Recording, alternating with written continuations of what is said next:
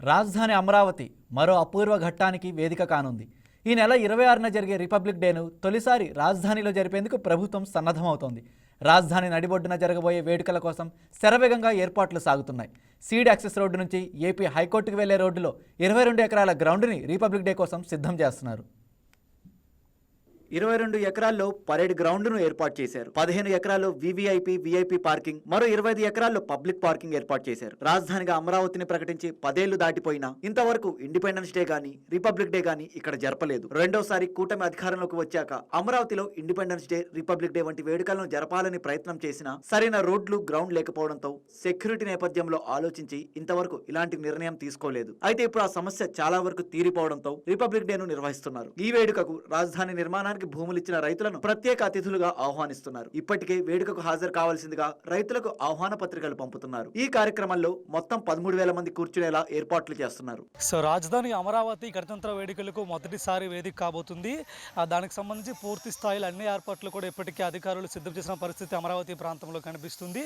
అయితే ఈ రిపబ్లిక్ వేడుకల్లో 22 శకటాలను ప్రదర్శించేందుకు ప్రభుత్వం ముందుకొచ్చింది. ముఖ్యంగా ఏవైతే స్వర్ణాంధ్ర 2047కు సంబంధించి 10 సూత్రాలు అమలు చేస్తున్నారు. దానికి సంబంధించి ఆ థీమ్ని ప్రతిబింబించాలి ఈసారి 22 శకటాలు కూడా రెడీ చేస్తున్నారు. ప్రజెంట్ మనం ఆ ప్రాంతంలోనే ఉన్నాము. చాలా ముమ్మరంగా కూడా ఇక్కడ పనులు జరుగుతున్నాయి. రిపబ్లిక్ వేడుకలకు సంబంధించి పూర్తి స్థాయిలో పెద్ద ఎత్తున కూడా ఇక్కడ శకటాలని రూపొందిస్తున్నారు. ప్రజెంట్ మనం ఒక శకటం దగ్గర ఉన్నాం, వారితో మాట్లాడదాం. సార్ రైట్ సార్, ఏ శకటానికి సంబంధించి ఎలా జరుగుతున్నాయి సార్? ఇది జలవనరుల శాఖ అండి. ఇది జలవనరుల శాఖలో స్వర్ణాంధ్రప్రదేశ్ 2047 విజన్ డాక్యుమెంటు ప్రకారంగా నీటి భద్రతకు ప్రత్యేక స్థానం కల్పించారు. దాని ద్వారా ఏంటంటే నదులు అనుసంధానించి తద్వారా మిగులు జలాలని కరువు ఉన్న ప్రాంతాలకు సమానంగా పంచి సుస్థిరమైన అభివృద్ధి సాధించడమే ప్రధాన లక్ష్యంగా ఆంధ్రప్రదేశ్ ప్రభుత్వం పూనుకుంది.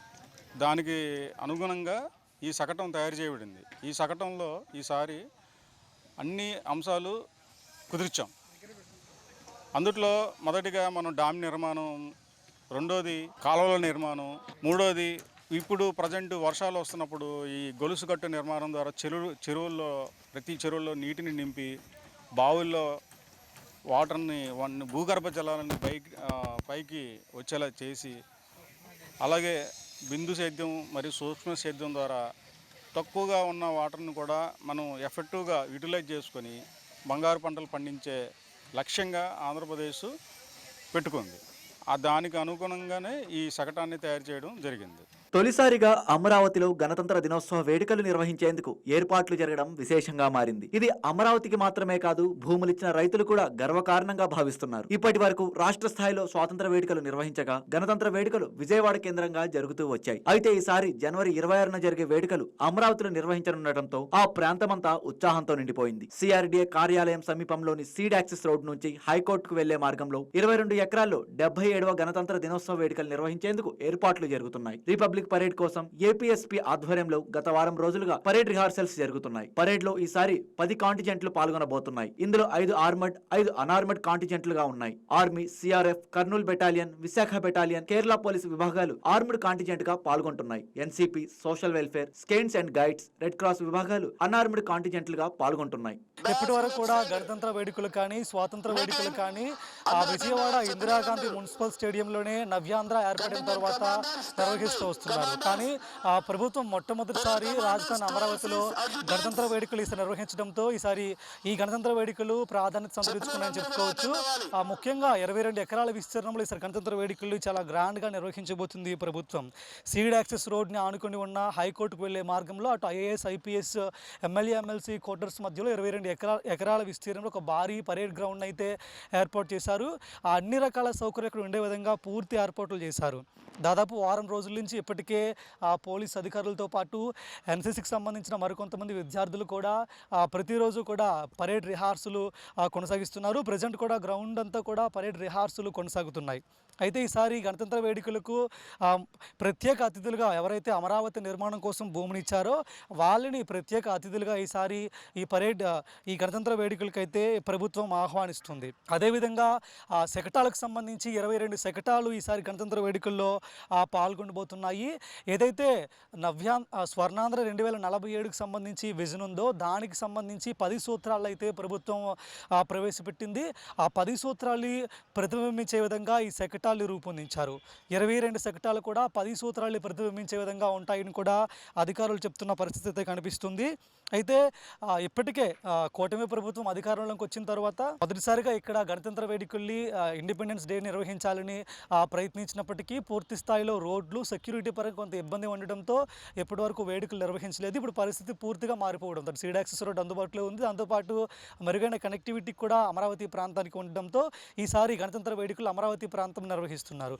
రిపబ్లిక్ డే పరేడ్ లో 22 శకటాలను ప్రదర్శించనున్నారు. స్వర్ణాంధ్ర 2047 కోసం ప్రవేశపెట్టిన 10 సూత్రాలను ప్రతిబింబించేలా ఈ శకటాలను పరేడ్ గ్రౌండ్ సమీపంలో రెడీ చేస్తున్నారు. పేదరిక నిర్మూలన, ఉద్యోగ కల్పన, నీటి భద్రత, అగ్రికల్చర్, అగ్రిటెక్ వంటి అంశాలతో శకటాలు ఈ రిపబ్లిక్ డే కి స్పెషల్ అట్రాక్షన్ గా నిలవనున్నాయి. మహాత్మా గాంధీ జాతీయ గ్రామీణ ఉపాధి హామీ పథకంలో ఈ స్వచ్ఛతకు సంబంధించి ఏం పనులు చేస్తున్నామో అవన్నీ కూడా మేము ఇక్కడ ప్రజెంట్ చేస్తున్నాము. అందులో ఒకటి ఏంటంటే మ్యాజిక్ ట్రైన్. గౌరవనీయులు శ్రీ పవన్ కళ్యాణ్ గారి ఆలోచనలో నుంచి వచ్చినటువంటి ఈ మ్యాజిక్ డ్రైన్ని ఈసారి మేము ప్రధాన అంశంగా చూపించబోతున్నాము. అలాగే మా దానిలో ఎరువులు గుంతలని, అలాగే వేస్ట్ వాటర్ అంతా భూమిలోకి ఇంకిపోయి భూగర్భ జల మట్టాలు పెరగడానికి అవసరమైన సోక్ పిట్స్ అంటే ఇంకుడు గుంతలు ప్రతి ఇంటికి మేము గ్రామాల్లో నిర్మించి ఇవి ఇస్తాము. వీటి ద్వారా పారిశుద్ధ్య రహిత అంటే పరిశుభ్రమైన గ్రామాలు అన్న భావనతో ఆ పనులు చేపడుతున్నాం. అలాగే పంచాయతీ శాఖ నుంచి వాళ్ళు అంటే రిక్షాల ద్వారా తడి పొడి చెత్తలని సేకరించి అవి సాలిడ్ వేస్ట్ మేనేజ్మెంట్ కింద అంటే చెత్త నుంచి సంపద తయారీ కేంద్రాలకి వీటిని తీసుకెళ్ళి పొడి చెత్త తడి చెత్తగా విభజించి దాన్ని సేంద్రియ ఎరువుగా మార్చి తద్వారా సేంద్రియ వ్యవసాయానికి అవసరమైన ఎరువుల్ని తయారు చేసి అమ్మే స్థాయిలో చేస్తున్నాము. సో ఇవన్నీ కలిపి పంచాయతీరాజ్ గ్రామీణాభివృద్ధి శాఖ స్వచ్ఛత, పరిశుభ్రత, ఆరోగ్యకరమైన వాతావరణం ఏర్పాటుకు ఏమేం పనులు చేస్తున్నది అన్నది మొత్తంగా ఈ శకటం మీద మేము ప్రదర్శిస్తున్నాం. సో సుస్థిర వ్యవసాయానికి ఆధునిక సాంకేతికత ఏ రకంగా దోహదపడుతుంది అనేది ప్రజలందరికీ అర్థమయ్యే రీతిలో మేము ఈ శకటాన్ని ప్రదర్శిస్తున్నాము. ముఖ్యంగా శాటిలైట్ ద్వారా భూమిలోని పోషకాలు కనుక్కునే శాటిలైట్ ఇమేజింగ్ ఉంది, దాన్ని ఒకటి పెడుతున్నాము. అలాగే ఈ క్రాప్ అనేది చాలా ఇంపార్టెంట్. అది మేము లైవ్లోనే ఇక్కడ మొక్కల్ని అవన్నీ పెట్టి కూడా ఈ పంట నమోదు చేసుకోవటం అన్నమాట. ఆ ఈ పంట ద్వారానే మొత్తం రైతుకు సంబంధించిన అన్ని రకాల అభివృద్ధి సంక్షేమ రంగాలన్నింటినీ కూడా అర్హత సాధించడానికి మనకి ఆధార్ కార్డు ఎట్లాగో అలాగే రైతు సాగు చేసిన వాటికి ఈ పంట ఐడి అనేది ఒకటి వస్తుంది. ఆ ఐడిని అక్కడ పెట్టడం జరుగుతుంది. అట్లాగే ఫార్మర్ యాప్ అనే దాంట్లో ఒకదాన్ని కూడా మేము ప్రొడ్యూస్ చేసాం. అది పంట మీద పెట్టి ఒక పురుగుని కనుక చూపిస్తే వాటి యొక్క లక్షణాలు కూడా దాంట్లో కనబడుతూ ఉంటాయి. అట్లాగే ప్రెసిషన్ అగ్రికల్చర్ అంటారు, అంటే ఎంతవరకు అవసరమో అంతవరకే ఉపయోగించుకునేలాగా ఒక అంశాన్ని కూడా దాంట్లో ఉంటున్నాయి. దాన్ని ప్రెసిషన్ అగ్రికల్చర్ అంటారు. గ్రీన్ హౌస్ ఒకటి పెట్టబోతున్నాము. ఆ తర్వాత మొత్తానికి వ్యవసాయంలోనే ఆధునిక వ్యవసాయం బాగా దిగుబడులు ప్రమోట్ చేస్తున్నాయి. కానీ ఇప్పుడు మేము పెట్టేవన్నీ కూడా అత్యాధునిక వ్యవసాయానికి సంబంధించిన మెయిన్ టూల్స్ పెట్టి అది రైతుకు ఏ రకంగా దోహదపడతాయో అనేది శకటం ద్వారా మేము ప్రదర్శిస్తున్నాం. మా థీమ్ ఏంటంటే గ్లోబల్ లాజిస్టిక్స్ సంబంధించి దాని గురించి మొత్తం ఇది.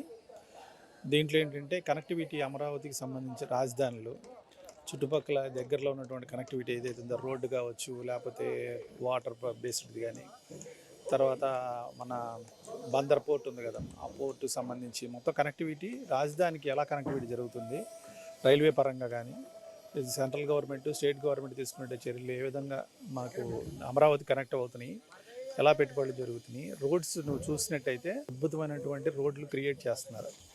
తర్వాత రైల్వే స్టేషన్ కూడా వచ్చే అవకాశం ఉంది. కాబట్టి దీనికి సంబంధించి కనెక్టివిటీ కోసం అని చెప్పి ఒక ట్యాబ్లీలో మేము ఏర్పాటు చేయడం జరుగుతుంది. దాన్ని రైతులకు సంబంధించినవి కూడా దీంట్లో ఉంటాయి అన్నమాట. దీంట్లో ఏంటంటే మాకు పైన ఒక బుద్ధుడు విగ్రహం, దాని చుట్టూ కూడా ఎవరెవరైతే మన రాజధానికి సహకరించారో అంటే రైతులు కావచ్చు, లేకపోతే విద్యార్థులు కానీ, లేకపోతే విద్యా సంస్థలకు సంబంధించిన వాళ్ళు, తర్వాత మహిళలు కానీ, డ్వాక్రా మహిళలు కానీ, ఇట్లాగా వివిధ రంగాలకు సంబంధించిన వ్యక్తులు ఎవరెవరైతే ఉన్నారో వాళ్ళందరినీ కూడా దీంట్లో ప్రాతినిధ్యం వహించేటట్లు మేము ఏర్పాటు చేయడం జరుగుతుంది.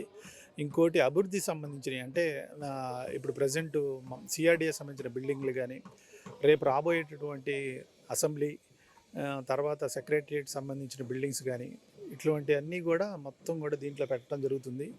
ఇంకొకటి ఏంటంటే 30% మాది గ్రీన్ అండ్ బ్లూ రాజధానిది.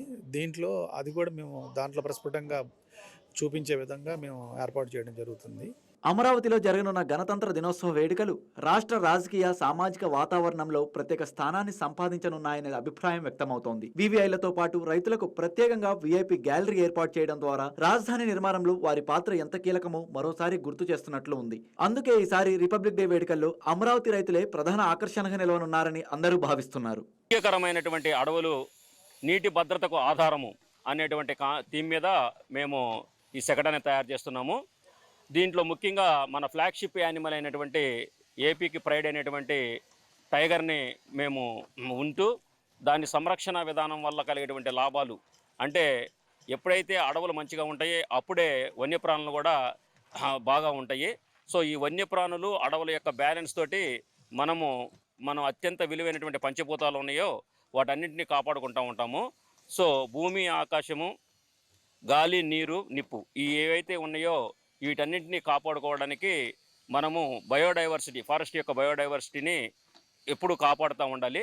సో వన్యప్రాణులు, అడవులు, పక్షులు వీటి యొక్క సమతుల్యాన్ని బాగా ఉంచినప్పుడు అంటే ఆరోగ్యకరంగా అడవులు ఉన్నప్పుడు నీటి సకాలంలో వర్షాలు వస్తాయి. సో దట్ నీటి భద్రత కూడా మనకు ఉంటుందనేటువంటి థీమ్ మీద మేము ఈ సంవత్సరము ఆరోగ్యకరమైన అడవులు నీటి భద్రతకు ఆధారము అనేటువంటి థీమ్ బేస్ చేసుకొని ఈ శకటాన్ని తయారు చేయడం జరుగుతుంది. ఓకే, గాంధీ మహాత్ముడు ఏదైతే చెప్పాడో పర్యావరణాన్ని పరిరక్షించడం పరమాత్మను పూజించడంతో సమానం అని చెప్పారు. సో దాన్ని బేస్ చేసుకొని ప్రజలందరూ కూడా పర్యావరణాన్ని రక్షించాలని చెప్పేసి చెట్లను ఎట్టి పరిస్థితుల్లో కూడా కొట్టకుండా మన యొక్క గ్రీనరీ శాతాన్ని పెంచి మనం ఏదైతే లక్ష్యం ఉందో 50% అడవులు అనేటువంటి లక్ష్యాన్ని మనము చేరుకోవాలని చెప్పేసి కోరుకుంటున్నాము. రిపబ్లిక్ డే 2 days ఉండడంతో ఇక్కడ శకటాల పనులన్నీ కూడా వేగంగా జరుగుతున్నాయి. ఈసారి పరేడ్ గ్రౌండ్ పక్కనే ఇక్కడ శకటాలన్నింటినీ కూడా ఏర్పాటు చేస్తున్నారు. అమరావతి రాజధానిలో మొదటిసారిగా రిపబ్లిక్ డే వేడుకలు జరగడంతో ఈసారి రిపబ్లిక్ డే వేడుకలు రాష్ట్ర వ్యాప్తంగా కూడా ప్రత్యేకతను సంతరించుకున్నాయని కూడా చెప్పుకోవచ్చు. ఇది ఇక్కడ పరిస్థితి. వీడియో జర్నలిస్ట్ సాయితో Prasad Akula, YK news, Amaravati. Please subscribe to YK TV Network. Please subscribe to YK TV. Please watch YK News. Don't forget to subscribe YK News channel.